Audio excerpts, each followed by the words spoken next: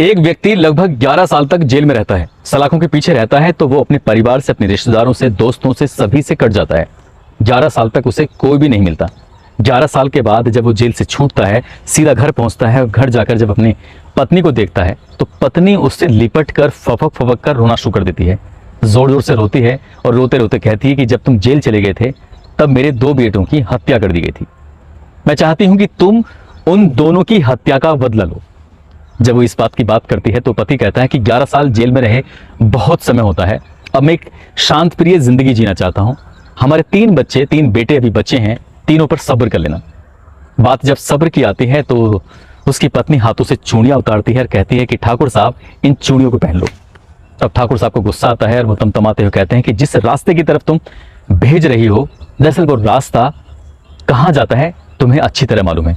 इस ठाकुर ने एक बार जुबान दे दी तो वो पीछे नहीं हटेगा और कभी वापस लौट कर भी नहीं आएगा। मां की ममता हिलोरे मार रही थी। मां ने कहा मुझे अपने बेटों की हत्या का बदला चाहिए या फिर चूड़ी पहन लो। चूड़ी तो वो नहीं पहन सकते थे, इसलिए अपने परिवार, अपने रिश्तेदार, अपने दोस्तों को लेकर सीधा जंगल की तरफ जाते हैं। और फिर एक तांडव शुरू होता है, ऐसा तांडव जिसमें एक के बाद एक न जाने कितने कत्ल हो जाते हैं। उसमें पुलिस वाले मारे जाते हैं, आम लोग भी मारे जाते हैं और ऐसी कहानी पेश होती है, ऐसी कहानी सामने आती है कि उस व्यक्ति का अंत करने के लिए प्रशासन को कितनी ही मशक्कत करनी पड़ी, लेकिन प्रशासन उसको जीते जी मार नहीं पाया। मारा भी तो धोखे से मारा। आदाब, नमस्कार, सत श्री अकाल। मैं उस्मान सैफी। आज की जो सच्ची घटना मैं आपको सुनाने जा रहा हूं, ये सच्ची घटना है उत्तर प्रदेश का एक जिला है आगरा और इसी जिले का एक गांव लगता है खेड़ा राठौर। दरअसल बात कर रहा हूं 1928 की 30 जनवरी 1928 का ये वाकया है। एक व्यक्ति गांव का जो कि शहर में काम करता था, शहर में रहता था, शहर से अपने गांव खेड़ा राठौर आया था। गांव में पानी पीने के लिए सिर्फ एक महज कुआं था।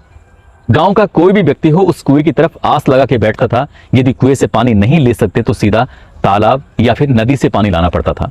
उसे प्यास लगी थी, जैसे ही उसने घड़ा उठाया पानी पीने के लिए तो उसके दादा बोले, उसके भैया बोले कि बुद्धूसैन तुम कुएं की तरफ मत जाना, कुआं ब्राह्मणों का है और ब्राह्मण अपने कुएं से किसी को भी पानी नहीं लेने देते। यदि वहां जाओगे तो झगड़ा हो जाएगा। पहले भी कई बार झगड़ा हुआ है। दद्दा यानी कि मान सिंह उस बुद्धूसैन को मना करते हैं और बुद्धूसैन अपना भाला लेकर और साथ में अपना घड़ा लेकर पहुंच जाता है कुएं पर और उस भाले को कुएं के पास गाड़ता है।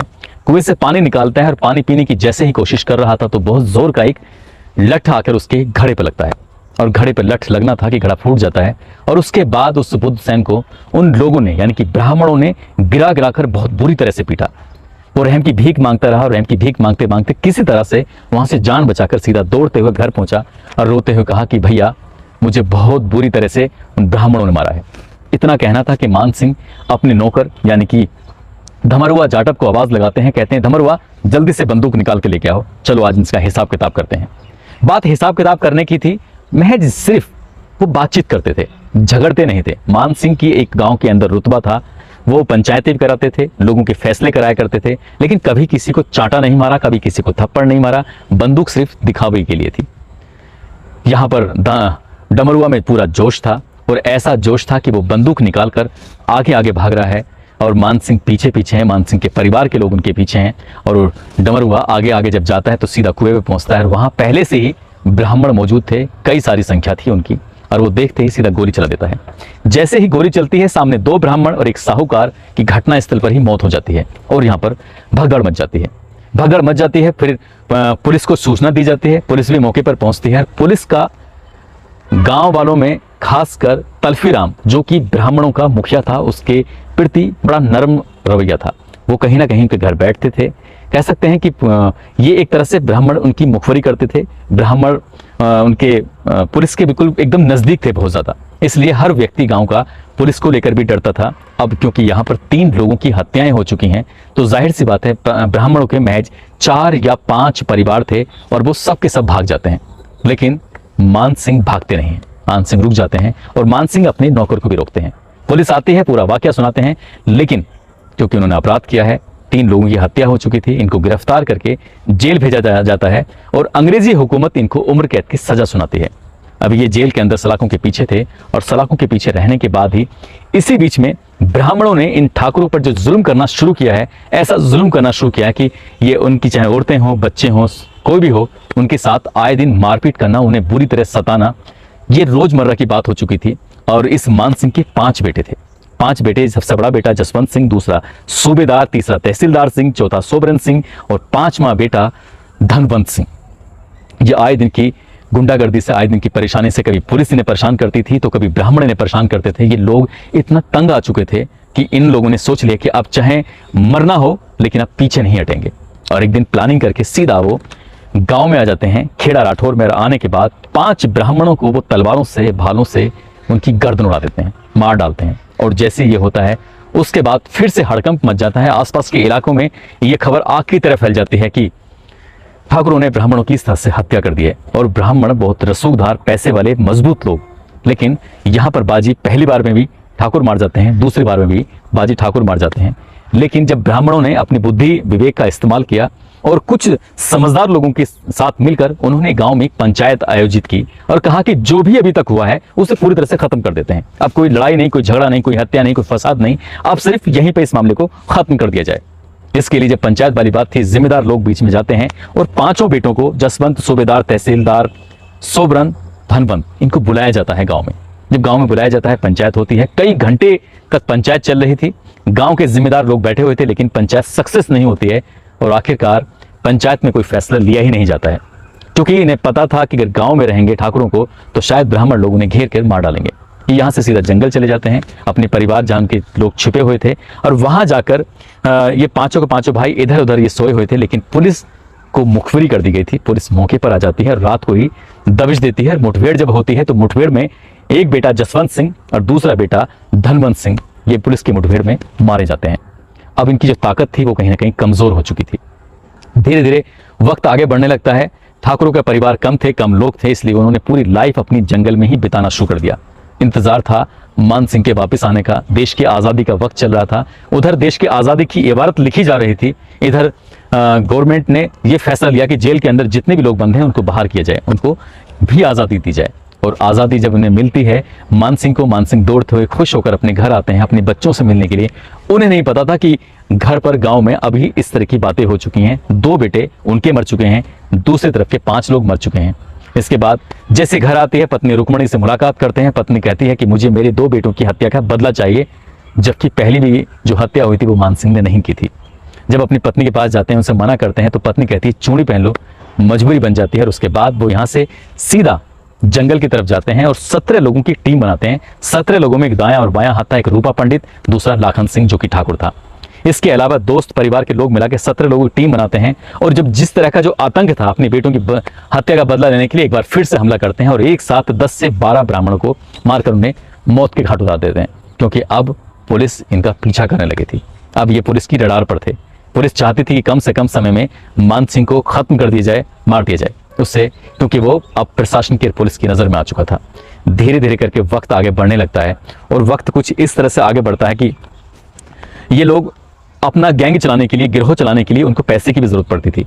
अब इन्होंने डकैत होने के साथ साथ गांव-गांव में जाकर, उस इलाके में जाकर, आसपास के जिलों में जाने के बाद डकैती डालना शुरू कर दिया। डकैती डालते थे तो उधर से भी गोलियां चलती नहीं, कहीं पुलिस की गोली चलती थी। लगातार जब गोलियां चलती थी तो एक दिन ऐसा होता है, ये खंगर का नंगला गांव लगता है, वहां उनका बेटा है सूबेदार, जो कि दूसरे नंबर का बेटा है, उसको गोली लग जाती है और वो बहुत बुरी तरह से घायल हो जाता है। जब सूबेदार घायल हो जाता है तो तब मान सिंह अपने बेटे की हालत को देखने के बाद वो रोने लगते हैं। वो कहते हैं कि मैं आज से प्रण लेता हूं, कसम खाता हूं कि आप कभी गांव में या लूट या डकैती कभी नहीं करेंगे। तब इसका फिर ऑप्शन क्या था? वो बाकी लोग कहते हैं सरदार, अगर हम लोग लूट या डकैती नहीं करेंगे तो क्या करेंगे? क्योंकि लूट और डकैती जब करते थे तो दोनों तरफ से गोलियां चलती थी, कई बार आम आदमी मारे जाते थे, एक बार तो परिवार के कई बच्चे मारे गए थे। इसलिए उन्होंने कहा कि अब ना लूट होगी ना कोई डकैती होगी, अब हम काम करेंगे किडनैपिंग का, यानी कि वो पकड़, डकैतों की भाषा में, बागियों की भाषा में पकड़ जो होता है वो उसे कहते हैं अपहरण करना। उन्होंने फिर अमीर लोगों का अपहरण करना शुरू कर दिया और उससे पूछते थे कि तुम कितने रुपए दे सकते हो आसानी से। उसने कहा कि 1 लाख रुपए दे सकता हूं, तो उससे 50,000 मांगते थे। यानी कि इसी तरह से जगह जगह उन्होंने जाकर अपहरण करने शुरू कर दिए। और बताया जाता है कि 1112 लोगों के अपहरण किए गए थे अलग अलग जिलों में, अलग अलग इलाकों में। और इसी बीच में लगातार हत्याओं का दौर भी चलता रहा। पुलिस जब पकड़ने की कोशिश करती थी तो पुलिस से मुठभेड़ भी होती थी, पुलिस भी मारी जाती थी।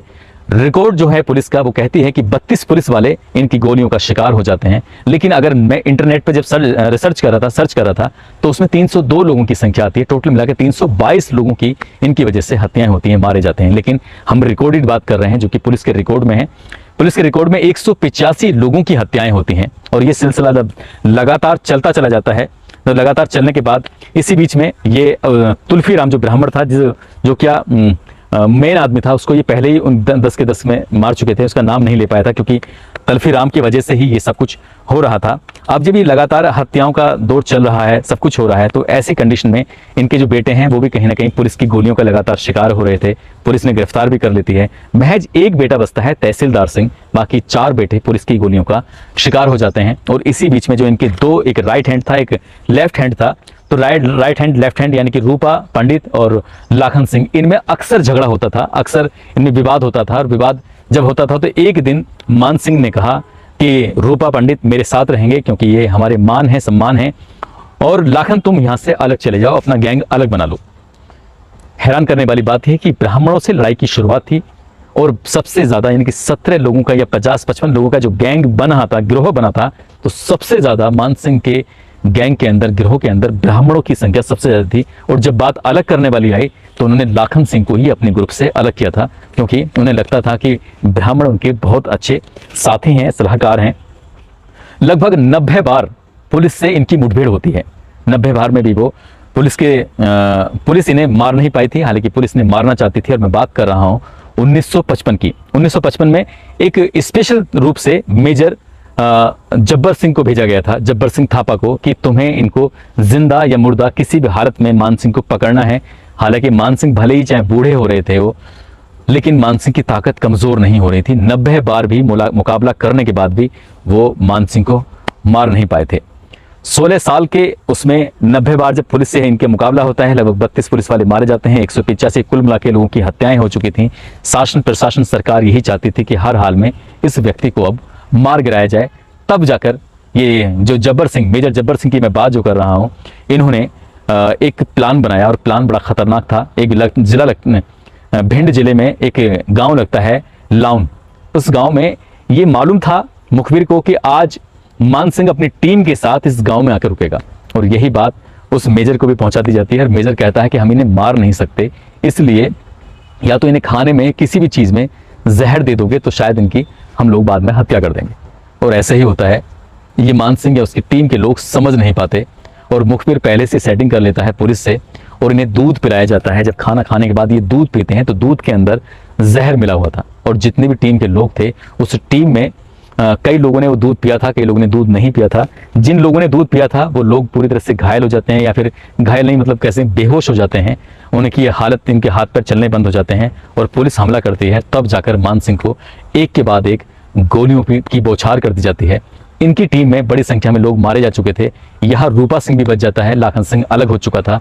और उसके बाद मान सिंह का चैप्टर हमेशा हमेशा के लिए बंद हो जाता है। लेकिन जब इतिहास के पन्नों में मान सिंह का नाम दर्ज होता है तो उस पर दारा सिंह भी एक डाकू मान सिंह के नाम से फिल्म बनाते हैं। अभी हाल ही में 2019 में एक फिल्म बनती है सोन चिरैया, उसमें मनोज बाजपेयी भी इस फिल्म में मान सिंह का किरदार निभाते हैं। और मध्य प्रदेश या फिर हम चंबल घाटी की बात करें तो न जाने कितने नाटक, कितने किस्से इनके ऊपर बने हैं। आज भी कितने सारे गाने हैं जो इनके ऊपर लिखे गए हैं। और यही नहीं, ये जब लाखों लूटते थे तो लाखों लूटने के बाद गरीब बहन बेटियों की शादी कराया करते थे। ये उस इलाके में इतने बड़े मसीहा बन चुके थे, जिससे आज के लोग, नेता लोग जनसभाएं करते हैं तो किसी को ये मालूम हो चुका था कि मान सिंह एक जनसभा करने वाले हैं। उस जनसभा में लगभग 3 लाख लोग एक साथ इकट्ठे हो जाते हैं मान सिंह को सुनने के लिए। यानी कि उस इलाके में मान सिंह का कुछ इस तरह से रुतबा कायम हो चुका था। गरीब लोग, असहाय लोग उनकी पूजा करने लगे थे। 1984 में इन्हीं के गाँव खेड़ा राठौर के अंदर एक मंदिर बनाया जाता है और उस मंदिर में आज भी लोग पूजा करते हैं। उन्हें एक देवता के रूप में, भगवान के रूप में मानते हैं और उन पर आज भी किस्से कहानियां सुनाई जाते हैं। भारत के इतिहास में या चंबल के इतिहास में डाकू डकैत तो बहुत रहे हैं, लेकिन मान सिंह जैसा नाम न शायद आपने सुना होगा और न ही शायद आप सुनेंगे। ठाकुर मान सिंह का अपने आप में एक बहुत जबरदस्त रुतबा रहा है। हालांकि पुलिस की नज़र में वो एक अपराधी थे और अपराधी की सजा भी एक जो होती है उनको वैसी ही सजा दी गई थी। दोस्तों, इस घटना को, इस कहानी को, इस किस्से को सुनाने का उद्देश्य किसी को परेशान करना नहीं है, किसी का दिल दुखाना नहीं है, बल्कि आपको सचेत करना है, आपको जागरूक करना है। आप जहां भी रहें अपना ख्याल रखें, सुरक्षित रहें। जय हिंद, जय भारत।